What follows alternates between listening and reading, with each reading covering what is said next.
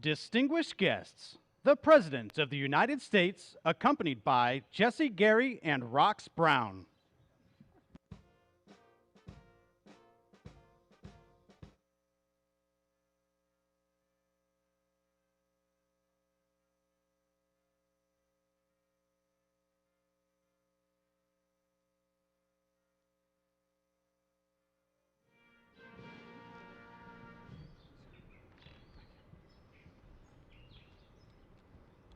Good afternoon.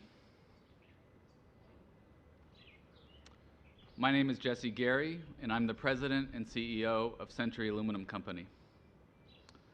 President Biden's announcement today is critical to the success of my company and the strength of our economic and national security. From electric vehicles to missiles, aluminum is a key component in most aspects of our modern economy and critical to our national defense. Tripling tariffs on aluminum from China, which continues to build up overcapacity and engage in non-market actions, will allow our business and our workers to compete. Our workers are highly skilled, productive, and committed, and I'm very proud of the strong partnership that we have with the United Steelworkers.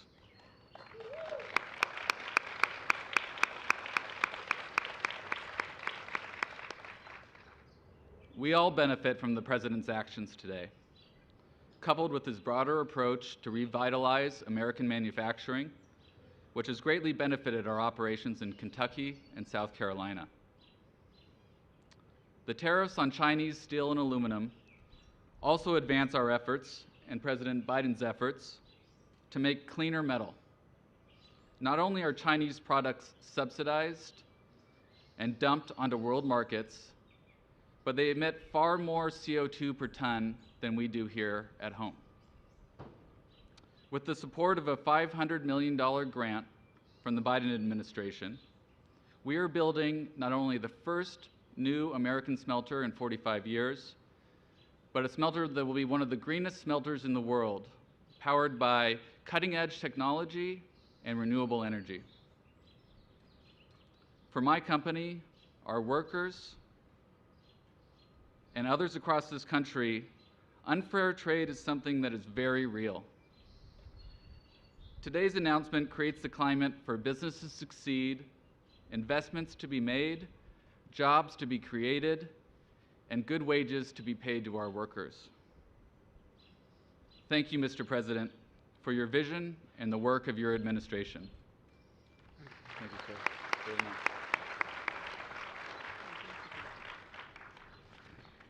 Good afternoon.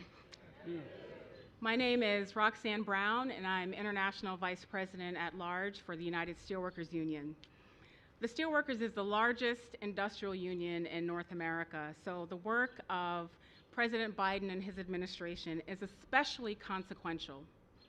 From mining to metals, from aluminum to zinc, from paper to fiber optics, international trade has an enormous impact on our members' jobs and their lives. Just about a month ago, we hosted President Biden at our headquarters in Pittsburgh, and there our union's international president, Dave McCall, spoke of the decades-long partnership we've had with President Biden, dating back to when he first ran for Senate. And all that time, we've never questioned his commitment to working people. He is the most pro-worker, pro-union president we've ever had.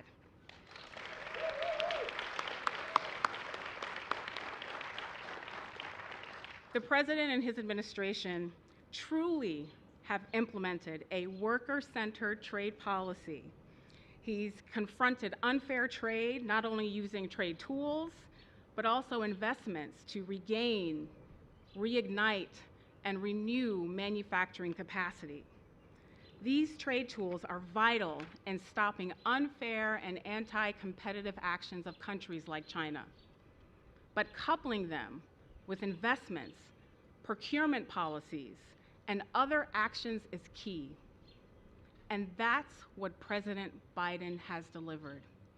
He has stood up for us, from the CHIPS Act to the Inflation Reduction Act, he's doing what no other president in my lifetime has done. President Biden's trade policy is about making sure that everyone can participate and everyone can win. It is truly my honor to introduce the President of the United States, Joe Biden. Thank you so much. I appreciate it. Thank you. Thank you. Thank you, thank you, thank you.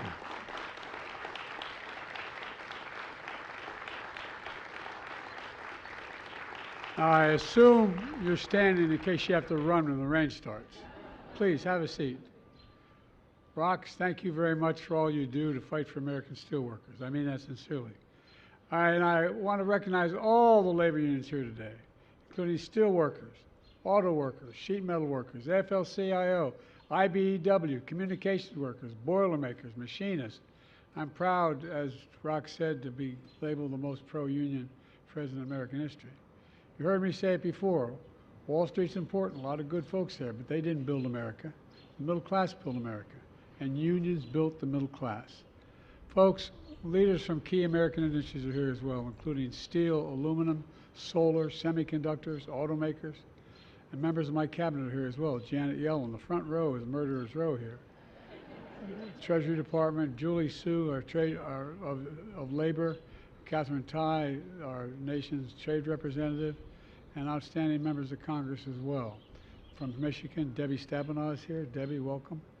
And Haley Stevens is here. No, I guess there you are. You did make it. They told me you might not be able to make it. I'm sorry. All right. And Congresswoman Debbie Dingell. Again, you smile, Debbie. It's okay. Lisa Slotkin. Well, you should be. You're responsible for a lot of this.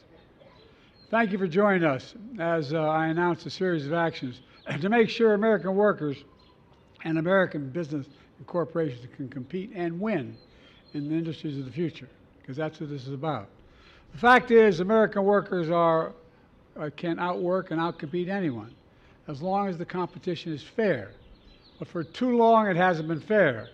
For years, the Chinese government has poured state money into Chinese companies across a whole range of industries: steel and aluminum, semiconductors, electric vehicles, solar panels, the industries of the future, and even critical health equipment like gloves and masks. China heavily subsidized all these products, pushing Chinese companies to produce far more than the rest of the world can absorb, and then dumping the excess products onto the market at unfairly low prices, driving other manufacturers around the world out of business. You know, I won't go into it, but we were talking today about how many aluminum plants there used to be and how many there are now. The price is unfairly low because Chinese companies don't need to worry about a profit, because the Chinese government subsidizes them and subsidizes them heavily. And the Chinese relies on other anti-competitive tactics as well, like forcing American companies to transfer their technology in order to do business in China. I spent a lot of time with Xi Jinping. Early on, I told him, he said, "Why am I being unfair with China?" Not unfair. I said, "Look, we'll play by the same rules if you want. If you want to do business in China, you got to have a 51% Chinese owner. You got to provide access to all your intellectual property, etc. You want to do that in America? With silence. Sometimes they just outright steal through cyber espionage and other means. And it's been well documented and internationally recognized. And when you make tactics like these, you're not competing. It's not competition. It's cheating. And we've seen damage here in America. To name one example, back in 2000, when cheap steel from China began to flood the market, U.S. steel towns across Pennsylvania and Ohio were hit hard, and any of you from those areas know well. More than 1,800 iron workers and steel workers in Pennsylvania and Ohio lost their jobs. I'm not going to let that happen again. That's why today I'm announcing new tariffs in key sectors of the economy that are going to ensure that our workers are not held back by unfair trade practices. They include, the thing I'm announcing today, 25% tariff on Chinese steel and aluminum products, and we'll counter China's overcapacity in these industries. And we're making major investments in clean American steel and aluminum. Clean American steel and aluminum. It's a big deal. Clean because of the way we manufacture it here. It emits half as much carbon as steel made in China. Last month, my administration announced the largest investment in clean manufacturing in all of history. up to $1.5 billion in 6 clean steel projects across America, creating and supporting thousands of union jobs. Next, a 100% tariff on electric vehicles made in China. People say, wow.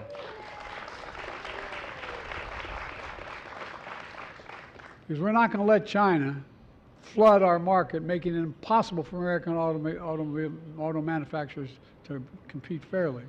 We're also implementing a 25% tariff on electric vehicle batteries from China and a 25% tariff on critical minerals that make those batteries. Folks, look, I'm determined that the future of electric vehicles will be made in America by union workers, period. And we'll do it by following international trade laws to do it. American companies are investing tens of billions of dollars in electric vehicles and batteries. And thanks to my bipartisan infrastructure law, we're building a network of 500,000 charging stations all across America, creating thousands of IBEW jobs across America. Electric charging stations. The reason to do this is simple. Electric charging stations have to be as easy to find as a gas station. And that's what this will be. You're not going to have to worry about it taking off, and you're not going to be able to make it all across the country without having to figure something else out. Our partners around the world are making similar investments. They also want supply chain for electric vehicles that isn't dominated by unfair trade practices from China. America can continue to buy, Americans, I want to make this clear, notwithstanding what the other guy's saying, can buy any kind of car they want, whether it's gas, electric, or hybrid. But we're never going to allow China to unfairly control the market for these cars, period. Next, we're going to raise tariffs on Chinese solar panels from 25 to 50%. Here again, because the Chinese government is subsidizing excess capacity, they're flooding the market. They're driving manufacturing companies out of business in Europe. But we won't let that happen here in America. We're putting a 50% tariff on semiconductors made in China.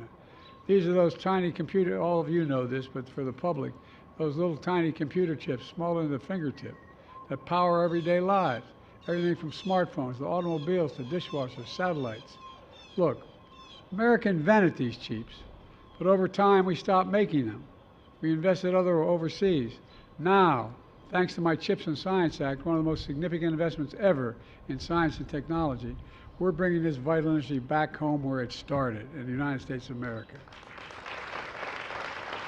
And finally, we're putting tariffs on health equipment like masks and gloves that nurses and doctors wear every single day. If the pandemic taught us anything, we need to have a secure supply of essential supplies here at home.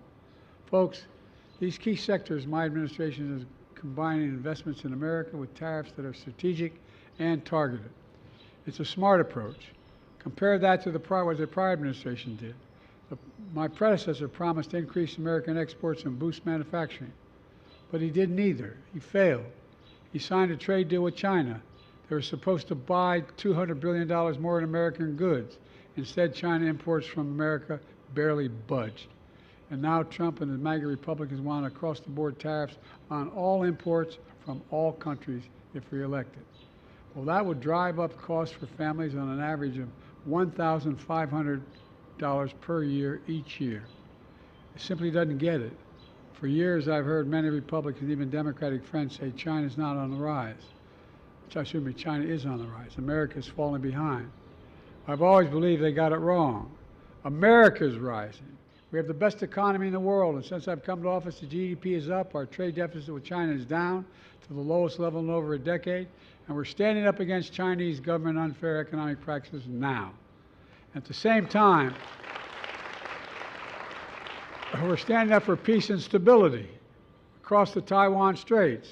I've revitalized our partnerships with Pacific allies and India, Australia, Japan, South Korea, the Philippines, Pacific Island nations. I've made sure the most advanced American technologies we develop or invent can't be used by the Chinese government to undermine our national security. Frankly, before it rains, for all this tough talk on China, it never occurred to my predecessor to do any of that. Bottom line, I want fair competition with China, not conflict, and we're in a stronger position to win that economic competition in the 21st century against China than anyone else because we're investing in America again, in American workers. Let me close. Let me close with this.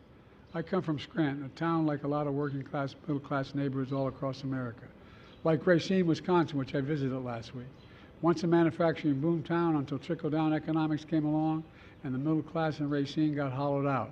6 years ago, my predecessor showed up carrying a golden shovel, promising, thanks to his new $10 billion manufacturing complex, would be built in Racine. He said it would be the 8th wonder of the world.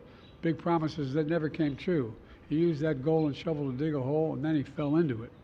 Well, it's not on my, that's part of my, well, I'm delivering for Racine.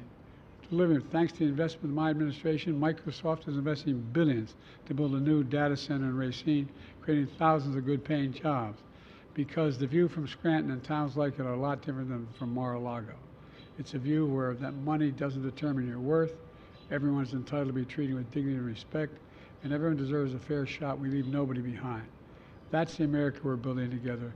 That's why I've never been more optimistic about our future, and I'm really going fast because of the rain. That's why we have to remember who we are.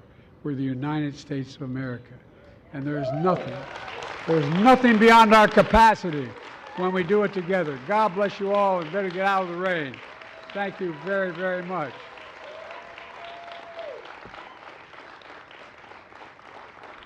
Thank you. Oh, we got to sign this.